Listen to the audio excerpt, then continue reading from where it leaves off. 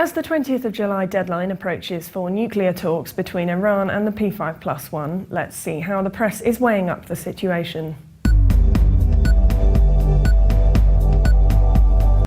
An analysis in the Eurasia Review says the stakes are high as the 20th of July deadline approaches for the expiration of the interim agreement that was signed between the two sides. And while the countdown begins, there are key issues that remain unresolved.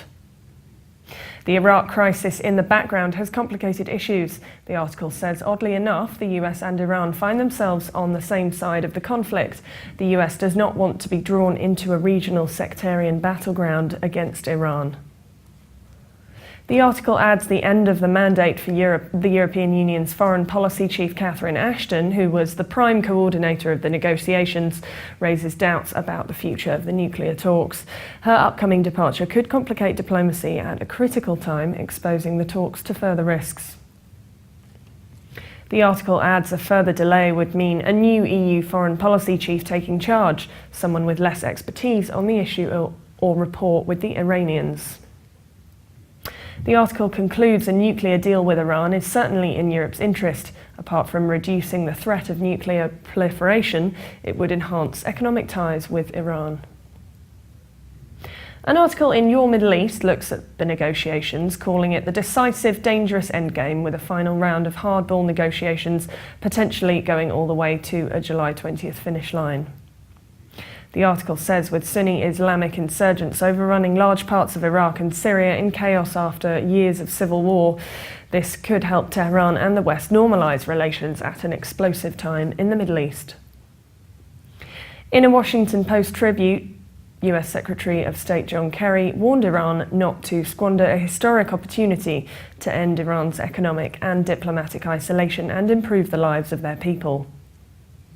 Mr. Kerry added the P5+1 powers have proposed a series of reasonable, verifiable and easily achievable measures that would ensure Iran cannot obtain a nuclear weapon and that its program is limited to peaceful purposes. But Iranian Foreign Minister Mohammad Javad Zarif said in French daily Le Monde that some among the P5+1 were suffering from illusions.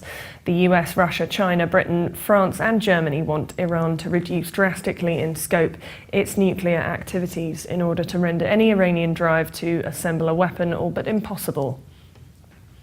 Zarif added demands that Iran's program be radically curbed rest on a gross misinterpretation of the steps, time and dangers of a dash for the bomb. The article concludes, in theory, the July 20th deadline could be extended by up to another 6 months, and many analysts believe this is already being discussed. But US President Barack Obama, facing midterm elections in November and Republican accusations of weakness, is wary of doing anything that could be construed as giving Iran more time to get closer to having the bomb. Meanwhile, from the other side, an article in the Tehran Times quotes Foreign Minister Zarif saying opportunities should be seized and delusions abandoned. The article says that Zarif wrote an article in the French newspaper Le Monde saying that while thoughtfulness and reasonable analysis would secure success in achieving a nuclear comprehensive agreement, delusions and miscalculations could lead to a new missed opportunity.